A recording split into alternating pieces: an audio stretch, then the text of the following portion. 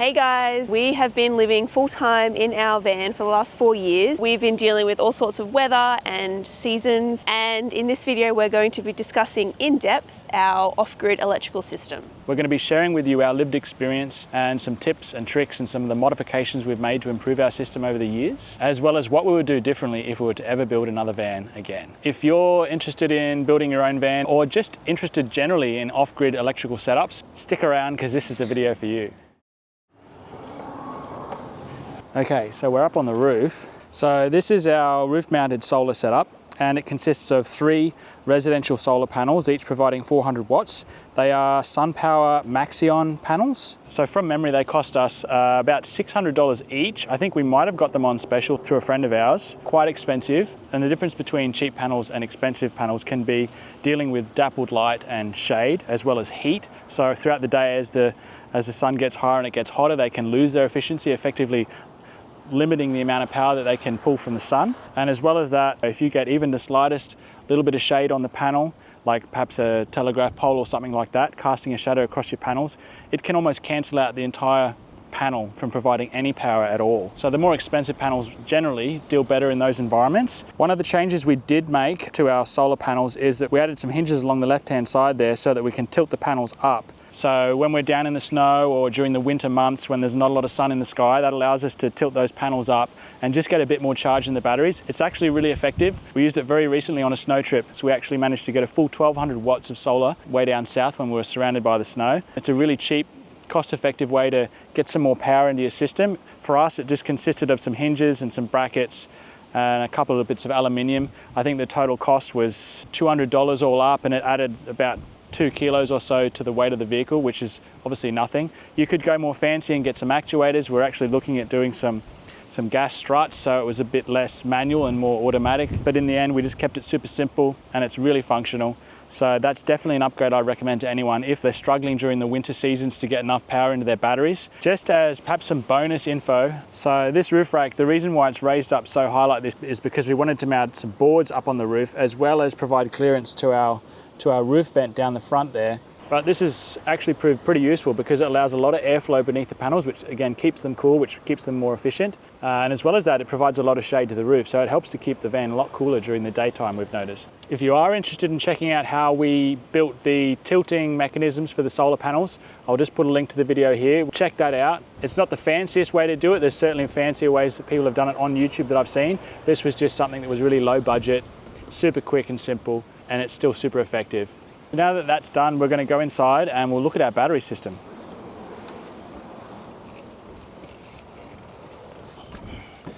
Just quickly, before we look at the batteries, we'll briefly talk about our DC-DC charger.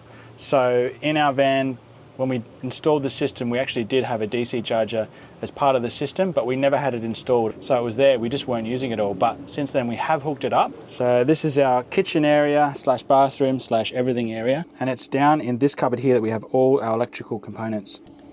Normally we actually store quite a bit of stuff inside this little cupboard as well, but we've removed it because, well, we want things to be a little bit more pretty because it's a bit of a mess usually. So this is our power room. This is where all of our electrical components are housed. And right at the back there, that one right there, that's our DC-DC charger. So it is a 12 volt, 30 amp DC-DC charger. It connects directly to our vehicle. So when we're traveling along, it gives us about 400 to 450 watts of charge. And that's quite a bit. Really for us, it's more of a trickle charger. It just gives us a little bit extra on those days when we're just lacking a bit of solar. And so for every hour or so, we regain maybe 8, maybe 10% of the batteries. And that little bit does make a difference. It does help. That means that you can make half your dinner effectively. Is that about right? Yeah. So perhaps in an ideal world, if we were building another van, And we had the money. and we had the money, yeah, because they are quite expensive, is get a bigger version of those. The main issue with the DC chargers is the limitation that the vehicle alternator has. If you want to get some meaningful charge out of a DC-DC charger, you generally need to upgrade your alternator as well, and that can be quite an expensive process. This one's a relatively small one, it's a low power one. We could hook it straight up to the vehicle as it was. We didn't need to upgrade the alternator, and it wasn't too expensive. So it is a nice convenience to have. We didn't have it for the first 2.5 years, 3 years, so we managed without it, but we figured, well, we bought it, So we might as well get around to installing it. We've also been dealing, if anyone is living on the east coast of Australia, they'll know how much rain we've been getting lately. Yeah. So that's kind of why we did it as well. We were getting some really bad weather. Yeah. So Yeah, and especially on those long driving days, like if we're driving down to Sydney for some events or something like that, that's an 8-hour drive. Usually we don't do it in one go, but in 3-hour stints, that's nearly 30% of your batteries charged. In our case, that might be half of our day's power requirements, depending on what the weather conditions are and such. If you do have room to install a DC-DC charger, that is another option you can use. And we do know of an Australian company, Safieri, I believe. I'll put it on the screen if I'm wrong. I saw they have a 8,000 watt charger. Oh, that's more crazy. power than you would need. You wouldn't need solar panels. I think it was like 10,000 Australian dollars. That's crazy. Are we sure that's right? I'll Okay, we'll check myself, but I'm pretty sure that's right. That sounds too good to be true. That's so much power. Yeah, but for $10,000. Yeah, you'd definitely be making some upgrades to the engine, I think, to get that. Moving on to the batteries themselves. So again, down in our little cupboard down here, these are our batteries. We've got two 200 amp hour lithium batteries. We've mounted them to the floor using just like a plywood frame around the outside of the two batteries, sort of holding them together. And also there's a bit of foam, just a bit of leftover insulation that we had that just provides a little bit of cushion underneath the batteries. And then we've just got a strap here that's tied down, holds the batteries in place. And we've never had a problem with those. They've worked flawlessly since day one. Okay, we're gonna shuffle around again. So if you are looking at battery options, there's plenty out there, some more expensive than others. I think our batteries, when we first got them, cost us $2,700 each, Australian. I think now to get those same batteries, you're looking at approximately $4,000 per battery. So these were lithium batteries. The other options are like lead acid or AGM batteries. And you can't really compare lithium with those other two types of batteries because it's just not the same thing. So a better way to measure the capacity of the battery is in watt hours. These batteries being 12 volt, 200 amp hours each, that's probably about 2,600 watt hours. So between those two batteries, we've got 5,200 watt hours. If you had the same amount of amp hours, the same voltage batteries, but they were lead acid or AGM, you're probably looking closer to about 2,600 watt hours of battery capacity. So that's just the nature of the batteries. Another feature with lithium batteries is they can deliver a lot of power in a very short amount of time.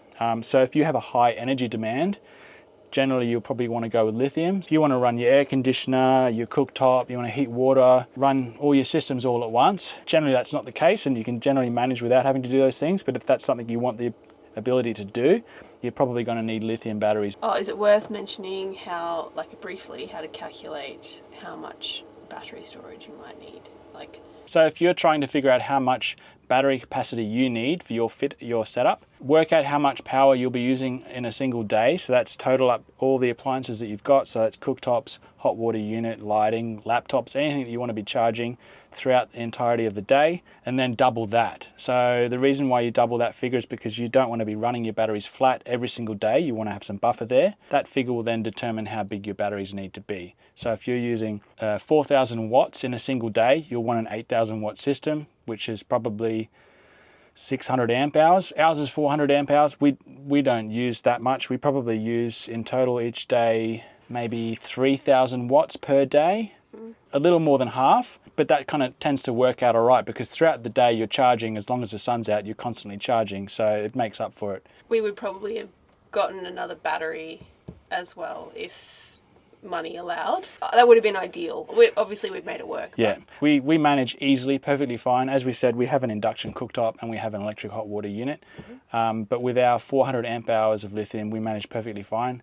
It would be great to have a third battery to make it 600 amp hours. We definitely can't fit any more solar on the roof. So the only options that we do have to increase the power is to either, as we said earlier, get a larger DC-DC charger off of the engine, or just increase the amount of battery capacity so we can store more. Or fingers crossed that they develop bigger solar panels. I think there's a 450 now.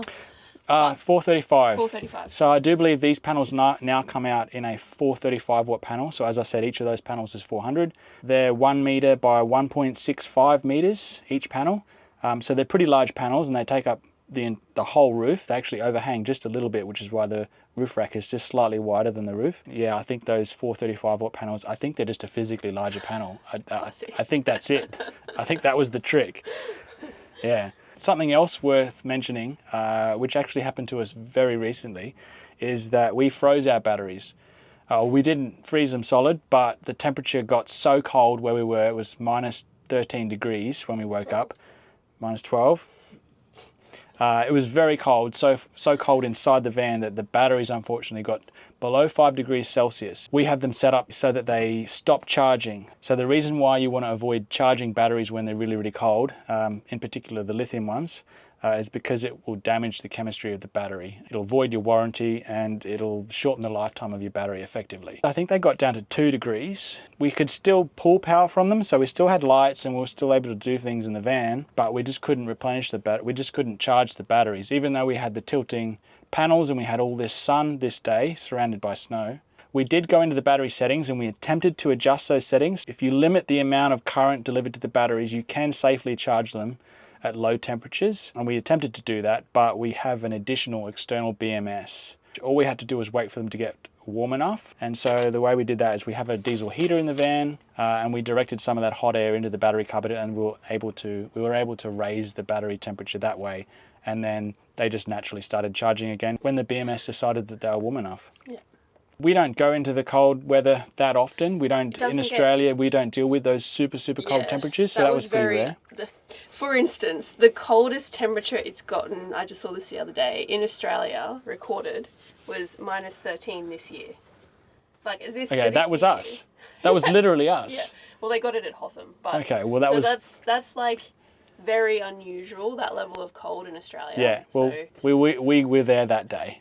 We were definitely there that day. But yeah, if you are in a cold climate, if that's a problem you might face on a regular basis, some of the suggestions we got off people from YouTube were really good. One of them was you can get, I think it's like a lizard warming pad.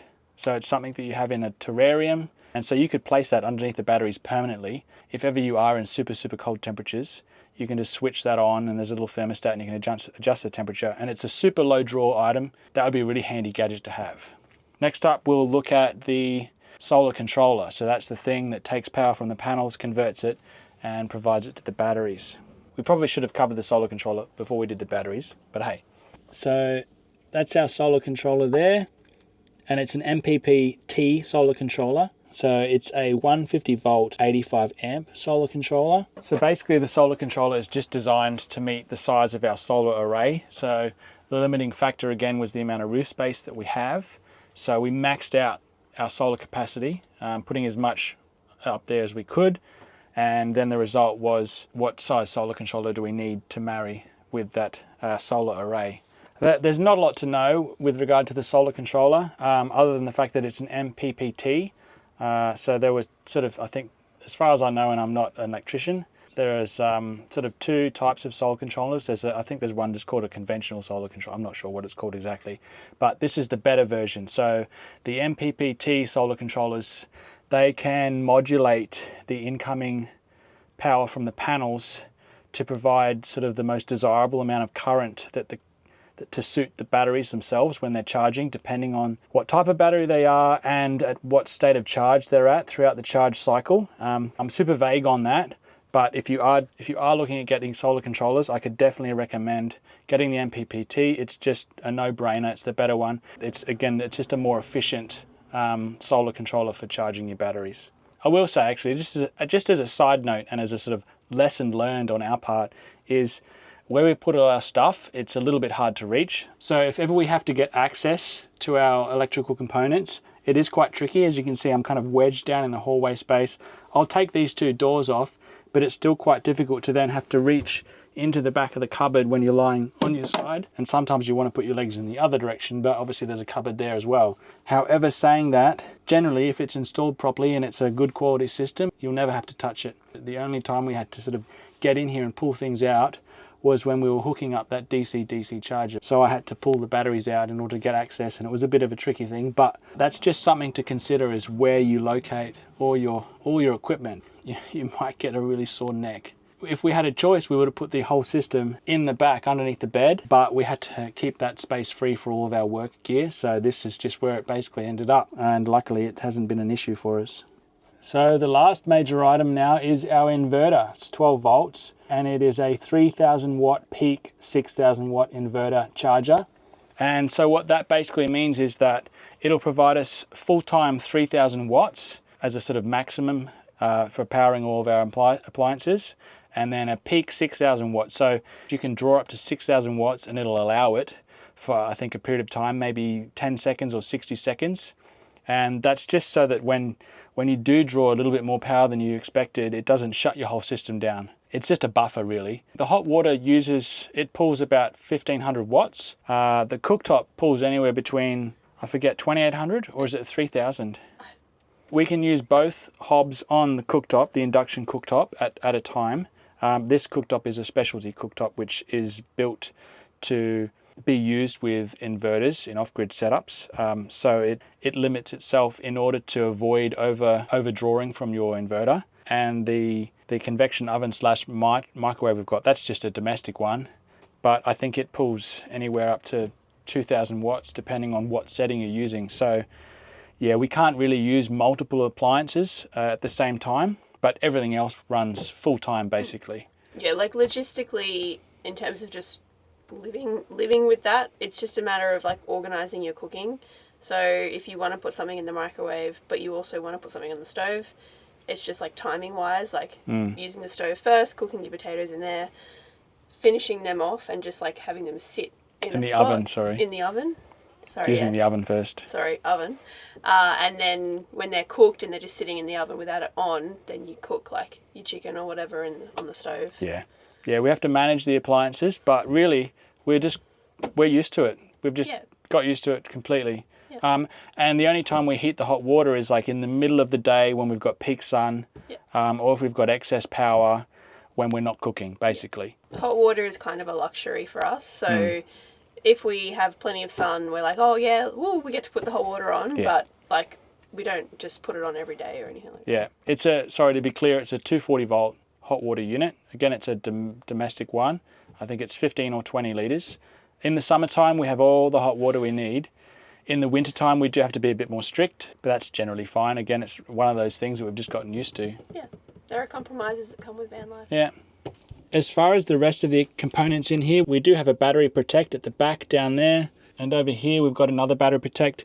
This is an additional external BMS for the batteries. As we were talking about earlier, when the batteries got really cold, we were able to go into the battery settings on our mobile phone and adjust the settings in there. But it was this device that also had a setting on it that was limiting the batteries from charging. And then these are just our bus bars. So as you can tell, so these cables here, these are the battery cables, and they're absolutely enormous. They're probably 1 inch in diameter.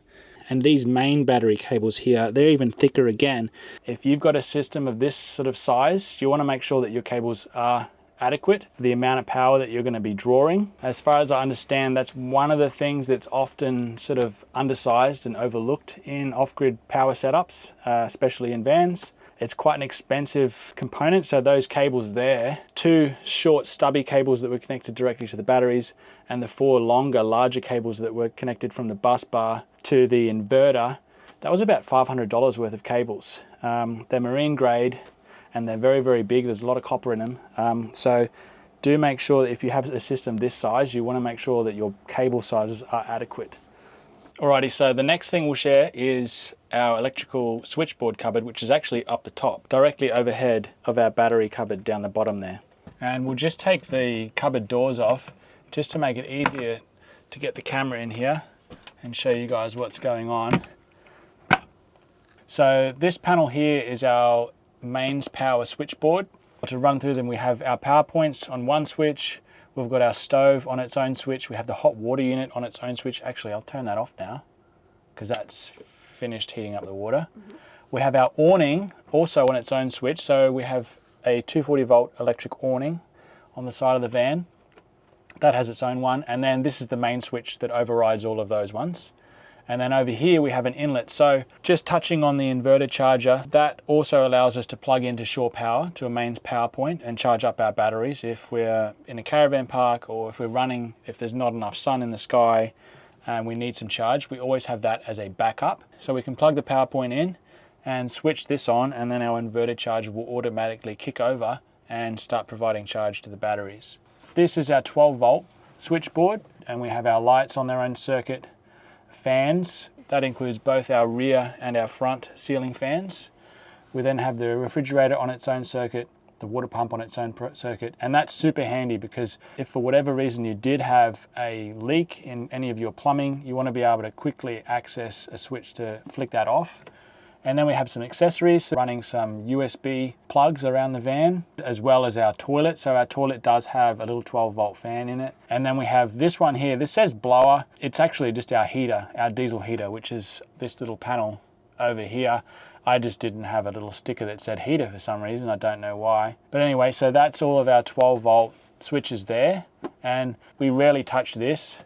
The only real reason we come into this cupboard is either to switch our hot water unit or our stove on and off and to charge the batteries, or potentially to operate our awning, or to come over here and to view our battery state of charge. So this touchscreen gives us a view of all the systems attached to our Victron system. So for example, that's our inverter there. At the moment it's delivering 4 watts worth of AC power, which is probably just its idle power consumption, the inverter itself, because we're not running any appliances at the moment.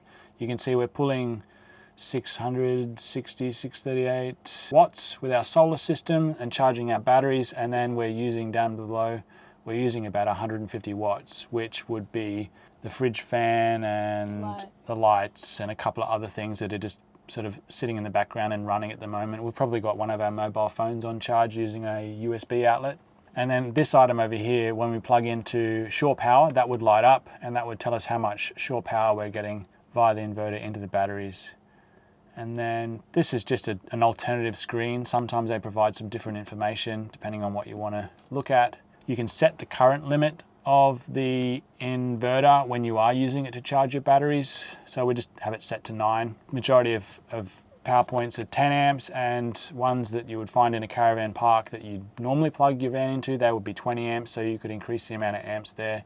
And this is our fresh water over here. We have one water tank sensor at the moment, and as you can see, at the moment we're sitting at about 26 litres out of 90 litres. So in behind that touchscreen is another Victron unit called a Serbo GX, and it's kind of like a little brain as far as I understand it, and it's taking information from the system and feeding it into your screen. With that unit you can add in a whole bunch of sensors, so you could add in some temperature sensors and water tank sensors or diesel tank sensors. So we have used one of those sensors for the water tank sensor, but I think there's about 4 available to use, and it's just a super handy extra little bit of kit. So you can adjust settings via the screen and your mobile device. So on the mobile phone, there's the Victron Connect and the Victron VRM portal. The VRM portal is the online system which connects your whole setup via the internet to your mobile device. So you could be anywhere in the world and you could be keeping a track of what your system's doing, how much charge you're getting, the state of the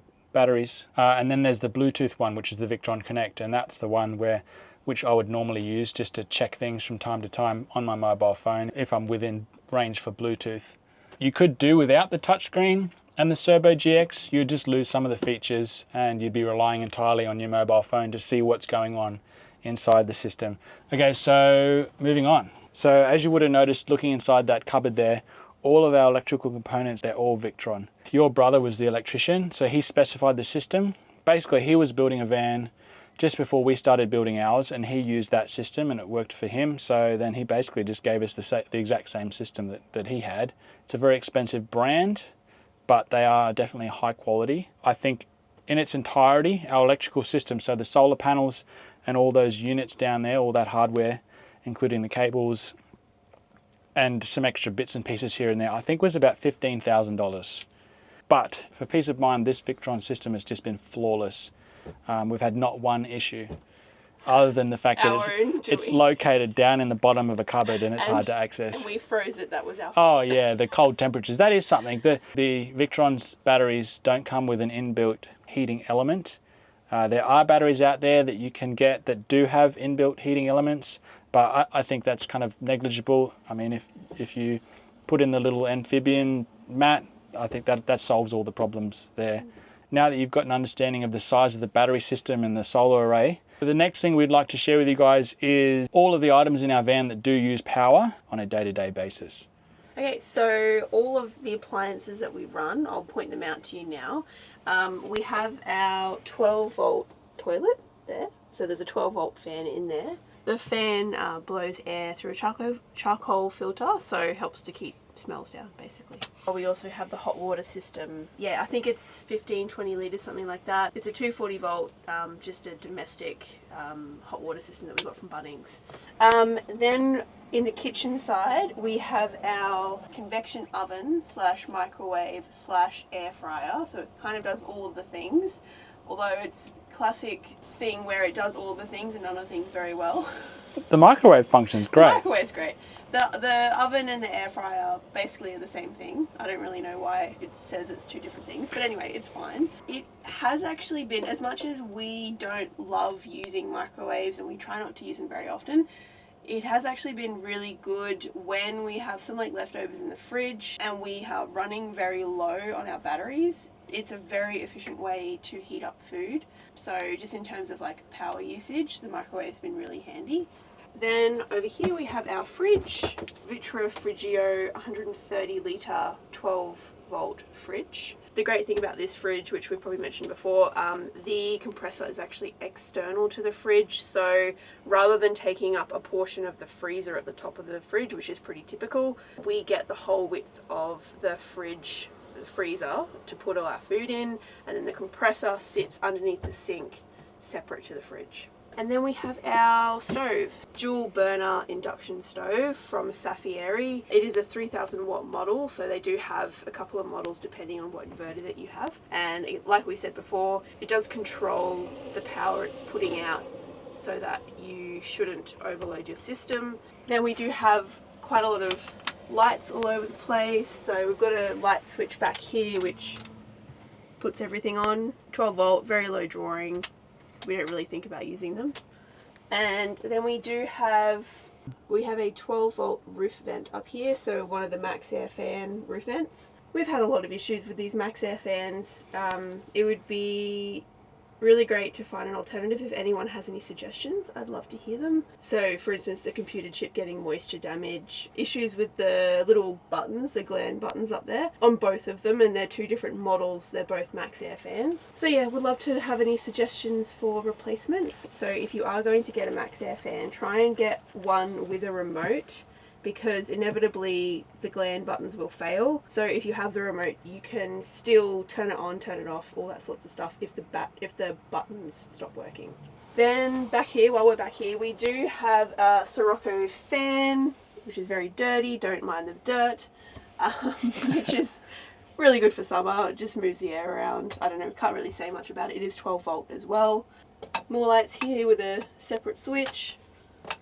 We do have our Nebula capsule air projector.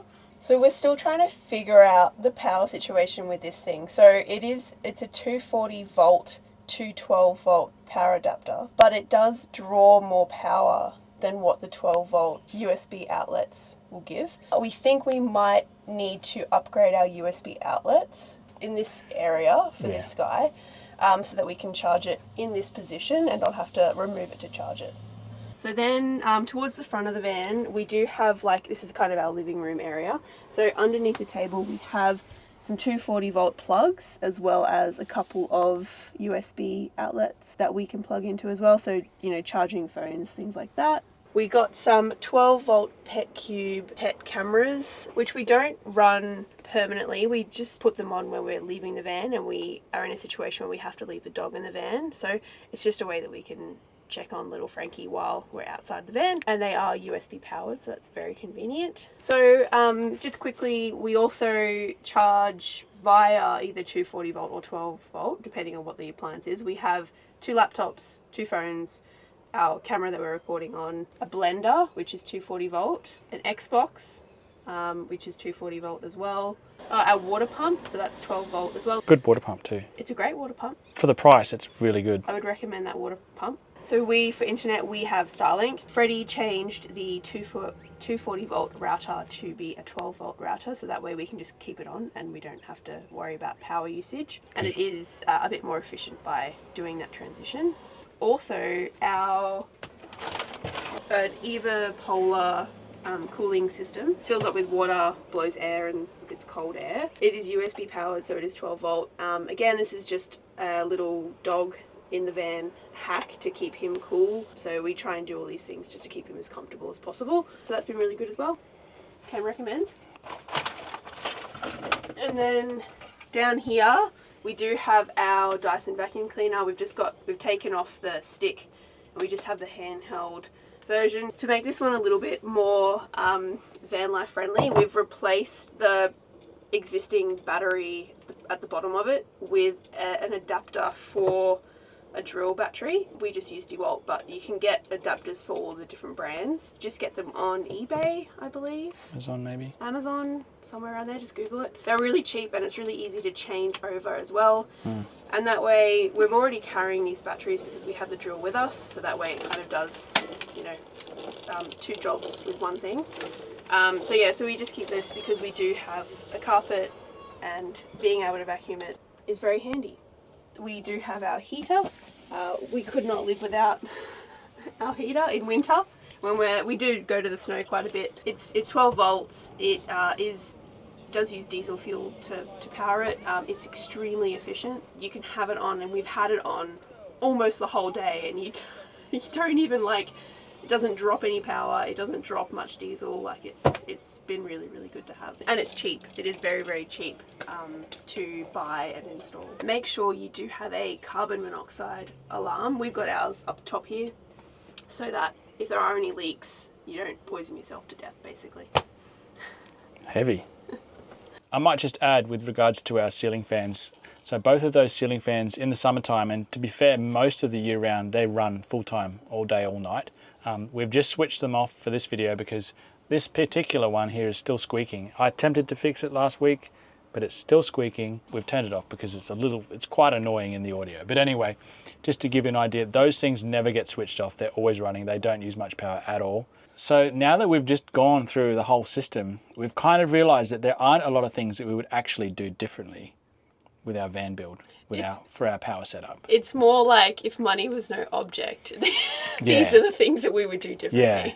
Yeah. Which maybe isn't very realistic, but... No, it isn't. I think the system's been great for us. You know, it's been running non-stop for 4.5 years now. We've had 0 issues with it. We have made a couple of modifications just to get a bit more power, which was tilting the panels and installing the DC-DC charger. As the batteries have been used over that time, they do lose a little bit of capacity, and we suspect that they're now closer to maybe 380 watts capacity, maybe even 370 watts capacity. So as they age, the capacity effectively shrinks. They still provide enough power. I guess that's plenty. We did connect that DC-DC charger, and it's kind of made up for that. And then tilting the panels made up for that as well.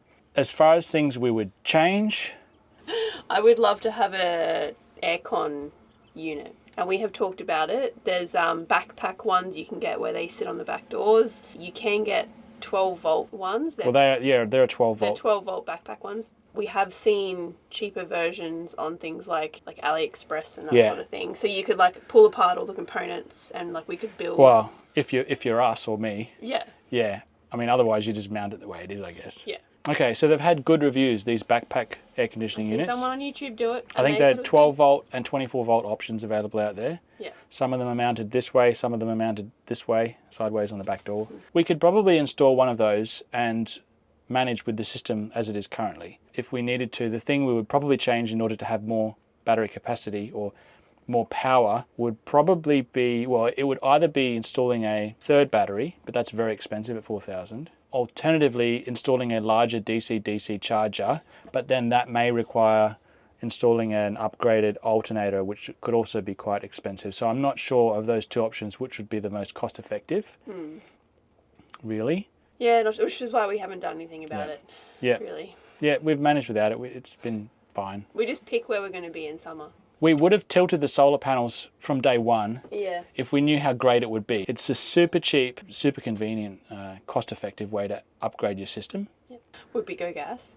Yeah, okay. Obviously one major aspect to our system is that we don't have any gas in this van. And the reason we chose not to go with gas is because we didn't want to have to deal with installing the plumbing and a vented space for the gas cylinder and the annual certification or inspection that you are required to do here in Australia with any gas plumbing that you have in your motorhome. So we just decided not to do that, and we figured we could afford to install the large electrical system. We're glad that we went fully electric. It works. You can certainly do it. If you didn't want to... Oh man, my arm's falling off just holding this camera up here. It's definitely a way to save money. If you're trying to save money and your build budget was a bit tight, you could definitely save money by going down the gas route, because you can do all your cooking with gas, you can do all your water heating using gas. So effectively you require a lot less power. So you could have possibly one 200 amp hour battery, less solar panels, or a smaller inverter. So you could save a lot of money. I just had a thought as well of what we would do differently. Hang on. Sorry, my arm's falling off. It's all right. If you have seen our van comparison video, which we'll link up the top here, where we compared my mum's smaller van to our van, a bigger van, she actually has a water heater which can use power, or it gets run through the engine. The tubes get run through the engine to heat it up. Actually, that's definitely something we would do differently. Yeah, I was going to say with that. Yeah. 100% would get that water heater over the one that we've got. You're pumping the engine coolant through the water heater through a heat exchange, and so it's taking heat effectively away from your engine. That would be a way to reduce the size requirements of your electrical system. But however, it is quite an expensive hot water unit in itself. I think they're not cheap. But I think it would still be advantageous because whenever you go for a drive, you're heating your water up. So I think it's a smarter way to go. We could probably talk all day about this stuff, but I feel like we've covered everything. I think so. If you guys do have any questions, feel free to shoot them through in the comments. We're happy to answer any questions. We're not experts in this stuff. This is just our lived experience. We're not electricians, and what we do know about this stuff is just kind of what we've gleaned throughout the 4.5 years that we've been using it and living the van life. But we hope this was helpful for you guys, whether or not you're building your own van or you're just kind of interested in off-grid living. Thank you so much for watching, guys. We'll see you in the next one. See you in the next one. See you guys. Bye.